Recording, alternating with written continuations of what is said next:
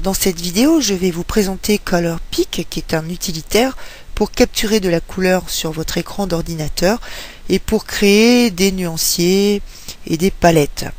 Alors l'avantage de ColorPic, c'est qu'il reste toujours à la surface de votre écran, quelle que soit l'image qui se trouve en dessous. Ça peut être une page web aussi bien.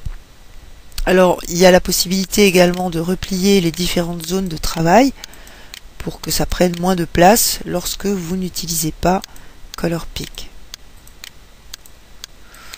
Vous avez accès ici à différentes palettes de couleurs prédéfinies. Lorsque vous avez besoin de trouver une couleur rapidement, ce sont des couleurs adaptées pour le web, et vous aurez également accès aux palettes et aux nuanciers que vous aurez créés et enregistrés dans le logiciel. À chaque fois, vous avez les couleurs qui s'affichent ici avec leurs coordonnées hexadécimales et un petit outil ici qui nous permet de rechercher une nuance approchante qui sera adaptée pour le web. Ici vous avez différents dispositifs d'affichage des couleurs avec à chaque fois toutes les coordonnées décimales de chaque teinte, que ce soit pour la nuance, la saturation, la teinte, les coordonnées rouges, vertes et bleues. Et ici, bien, c'est l'affichage de la zone de travail que je vais vous montrer un petit peu plus précisément en l'agrandissant. Donc, vous voyez les grilles ici qui s'affichent. Donc, je peux désactiver à volonté les grilles qui montrent les pixels avec le pixel central qui va servir à la capture de la couleur. Je peux aussi changer les couleurs de ces grilles en fonction du fond sur lequel je travaille. J'aurai parfois besoin de modifier ces couleurs pour avoir une visualisation contrastée.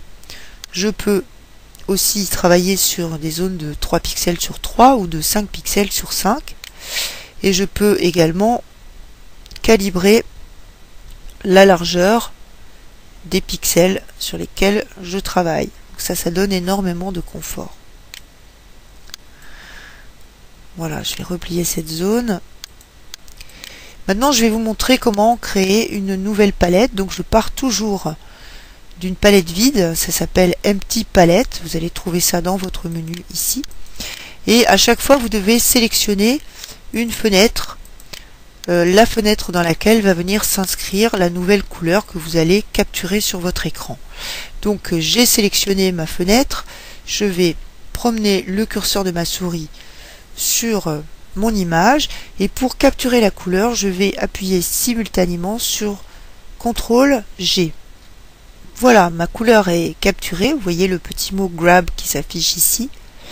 Je vais sélectionner une nouvelle fenêtre, aller chercher une nouvelle couleur et ainsi de suite. Donc à chaque fois CTRL G, vous sélectionnez la fenêtre et CTRL G, voilà, pour créer votre palette. Alors si vous voulez chercher des couleurs adaptées pour le web, par exemple sur cette couleur, je vais chercher en cliquant ici une couleur approchante. Alors bon, il se trouve que en l'occurrence elle est relativement éloignée, mais bon, ça peut être un outil, à vous de voir en quelles circonstances vous pouvez l'utiliser. Si je suis satisfaite de cette palette, eh bien il me suffit de l'éditer pour lui donner un nom, tout simplement, et pour l'enregistrer de manière à pouvoir y accéder et la retrouver à loisir. Voilà, je peux également continuer à compléter cette palette. Il me suffit à chaque fois de sélectionner ma fenêtre et de rechercher une nouvelle teinte sur mon écran.